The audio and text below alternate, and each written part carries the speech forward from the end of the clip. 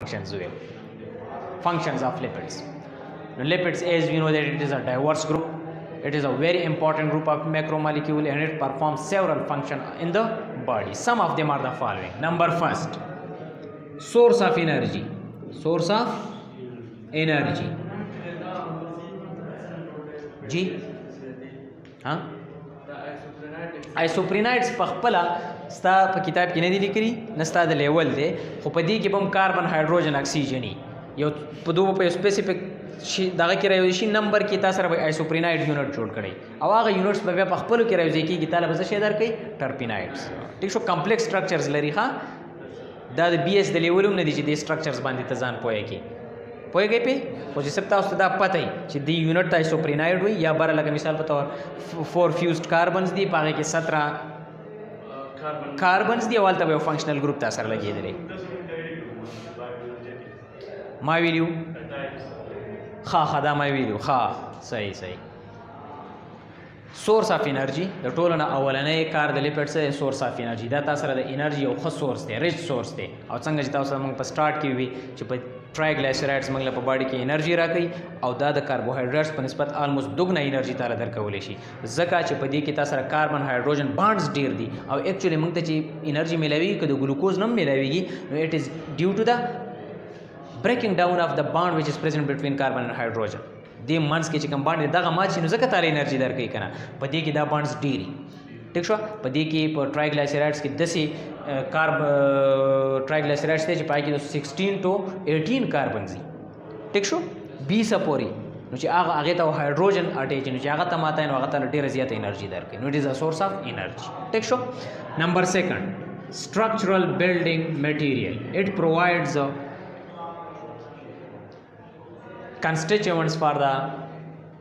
formation of all biomembranes among total biomembranes whether it is plasma membrane whether it is nuclear membrane or the mitochondrial membranes په دې کې main او essential component چې هغه شی دی هغه lipids دی if you remember the fluid mosaic model we have told that it almost contains 60 to 80% of lipids and these lipids are phospholipids ټیک شو نو که چېرته لیپډز نه وي نو زموږ دغه ممبرین چې دا په دغه فارم کې نه وو نو دا چې اوس موږ له کوم فنکشنز کې هغه فنکشنز به بیا دغه شانته کې نه کېده نو ټول فنکشنز خو په سیلولر لیول باندې کېږي که نه ټیک شو نو دیټس وای دے آر امپورټنټ ټیک شو د دې نه علاوه څنګه چې تاسو ته پته ده اوس موږ په سټیرایډس کې وي چې سرټن هارمونز آر سټیرایډ ان نیچر certain hormones are steroid in nature and each hormone has then its own role for example all the sexual hormones are steroid in nature and they control our secondary sexual characters in male and female په دواړو کې ټیک شو نو هغه ایکچولی څه شی دی تا سره لیپډز دي نو که لیپډز نه وي سټیرایډز نه وي نو دغه هارمونز به نه نو ستا په باډي کې به دا فنکشنز چې دي هغه نه کېده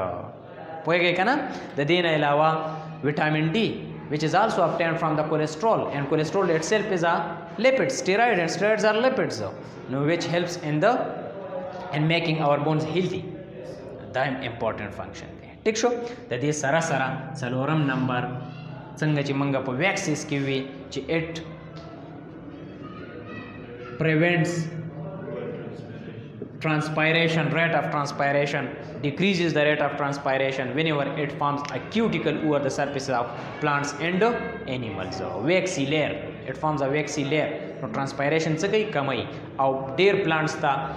په مختلفو حالاتو کې deserts ته خو ټول desert plants ته ټول عمره او نور plants ته د transpiration د کمولو زیاتولو ضرورت چې هغه څه کېږي راځي ټیک شو دا هم یو امپورټنټ فنکشن شو راځو دی 5th نمبر ته terpenoids